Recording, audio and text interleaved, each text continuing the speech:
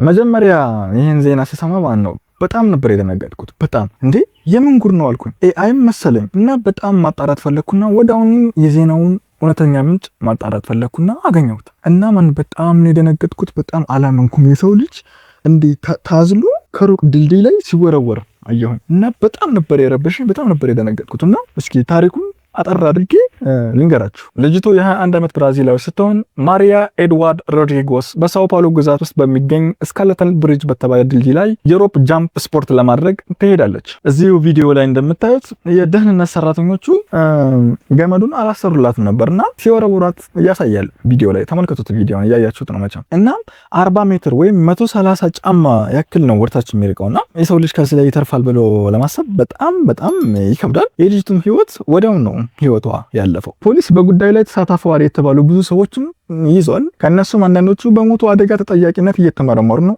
አንዳንዶቹ ከቦታው ለመሸሽ ሞክረው እንደነበረም ተዘግቧል። ያው ዋናው ስህተት ገመዱ ከሷ ጋር ስላልተያዘ ስለነበር ነው። 21 ዓመት ልጅ ገና ልጅ ናት። በጣም በሚያሳዝን ሁኔታ እና ሰራተኞቹም እንዳልኳቸው ወደ መሮጥ ነው የገቡት። ወዲያውኑ በጣም ተደናግጠዋል።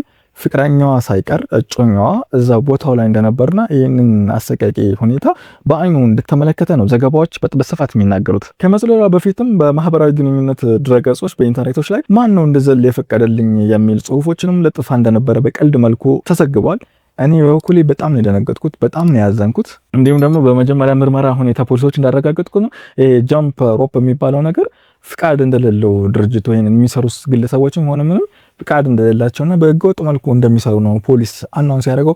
በጣም ያሳዝናል። በማይታወቅ መልኩ የአንድ ሰው ነፍስ እንዲሁ መጥፋቱ በጣም የሚያሳዝን ነው። እኔ ዋነኛው ጥቅሙ ምንድነው ነው አስረዱኝ እስኪ። እዚህ ጋር የምትመለከቱ ሰዎች ይሄን ስሜት ይሰጣል ማለት ትርኢት ነው ልል አሁን እዚህ ጋር ለሚሄድ ሰዎችን የተቃወምን ወይ ምናምን እያደረግን አይደለም፣ ግን አይታየኝም። በቃ በጣም ደንጀረስ ነው፣ በጣም ከባድ ነው። ጥንቃቄ ያስፈልጋል። በዛ ላይ ደግሞ እንደነገርኳችሁ ፍቃድ የለውም ድርጅቱ።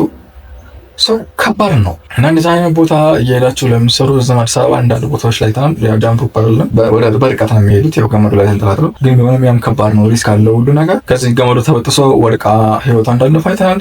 ስለዚህ እንደዚህ አይነት ቦታ ስትሄዱ ጥንቃቄ እንድታደርጉ እናገራለሁ። ተኝቼ እየሰራሁላችሁ ያለው። ስለዚህ ይህንን ቻናል ላይክ፣ ሼር፣ ሰብስክራይብ ማድረግ እንዳይረሳ። በቀጣይ ቪዲዮ እስከምንገናኝ ድረስ አመሰግናለሁ። ባይ